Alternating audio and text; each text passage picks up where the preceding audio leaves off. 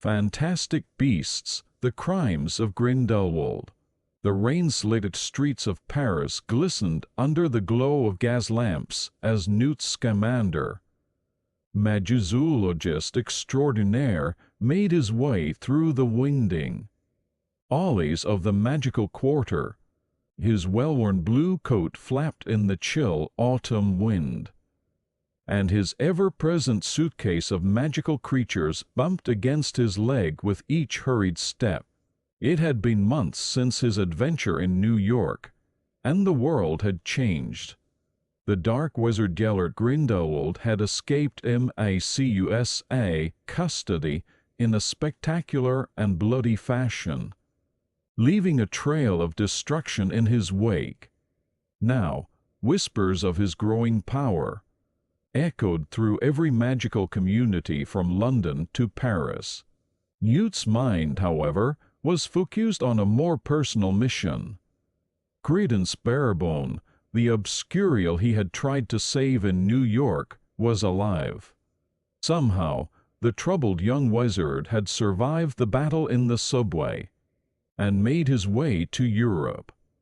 Newt was determined to find him before Grindelwald could twist the boy's pain and power to his own dark purposes.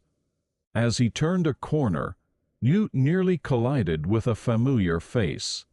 Tina Goldstein, her dark hair now stylishly bobbed, stood before him, her wand raised defensively. "Newt," she said, surprise and something else hurt, perhaps, flashing in her eyes. "What are you doing here?" Before Newt could stammer out a response, a crash echoed from a nearby alley. Both of them whirled, wands at the ready, as a figure emerged from the shadows. It was Jacob Kowalski, looking bewildered but delighted. "Newt!" "Tina!" he exclaimed. "Boy, am I glad to see you guys. You wouldn't believe the day I've had."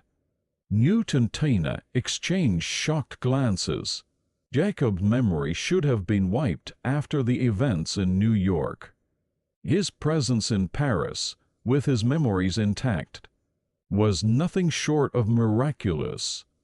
As they caught up, the complexity of their situation became clear.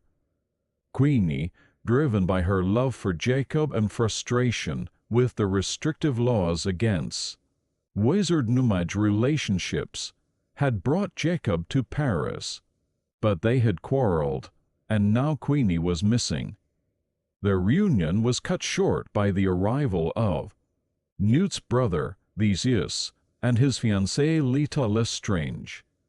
Theseus, an auror for the British Ministry of Magic, was in Paris on official business tracking Credence, and by extension Grindelwald. "You need to come in, Newt," Theseus said, his voice a mixture of brotherly concern and professional authority. "This is bigger than your creatures now. The whole wizarding world is at stake." Newt, never comfortable with authority, bristled at his brother's words. "I work better alone," he muttered, avoiding eye contact. Leta, sensing the tension, intervened. "Perhaps we could all work together," she suggested, her dark eyes moving between the brothers. "After all, we seem to be after the same thing." As they debated their next move, the Parisian night erupted into chaos. A beast, massive and cat-like, tore through the streets, its roars echoing off the ancient buildings. Newt recognized it immediately as Zuwu, a Chinese creature known for its speed and power. "I'll handle this," Newt said, already reaching into his coat for a specialized lure. "You lot focus on finding Credence." What followed was a heart-pounding chase through the streets of Paris. Newt, utilizing all his magizoological knowledge, managed to calm and capture the Zuwu, shrinking it down to fit in his case. But the beast's rampage had drawn attention, both from the magical authorities and, more worryingly, from Grindelwald's followers. Reuniting with the others, Newt learned that Credence was seeking information about his true identity. The trail led them to the French Ministry of Magic, where ancient records of pureblood families were kept.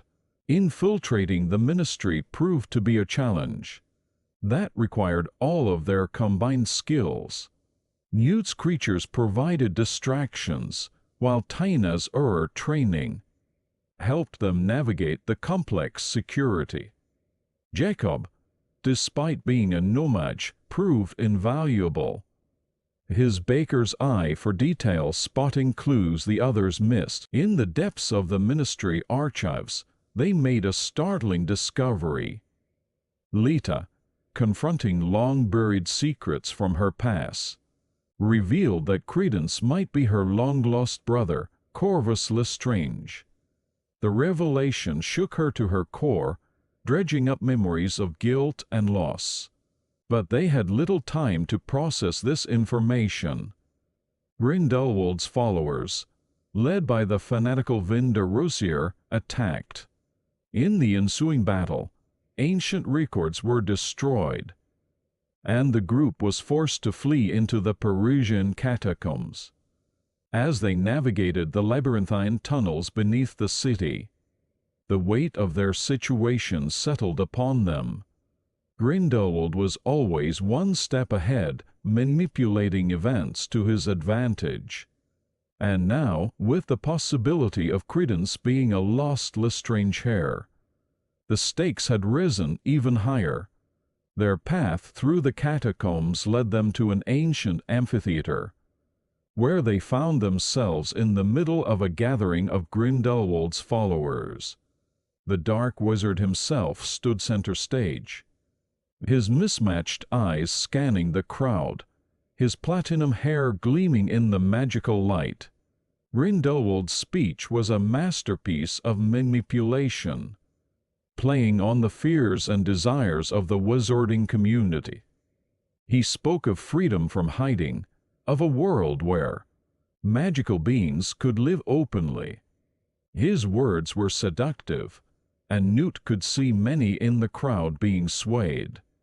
But Grindelwald's true nature was revealed when he called for violence against those who opposed him. A young Auror, attempting to stand against him, was killed in a horrific display of power. In the chaos that followed, Newt and his allies fought to escape. Spells flew, illuminating the ancient stones with flashes of colored light.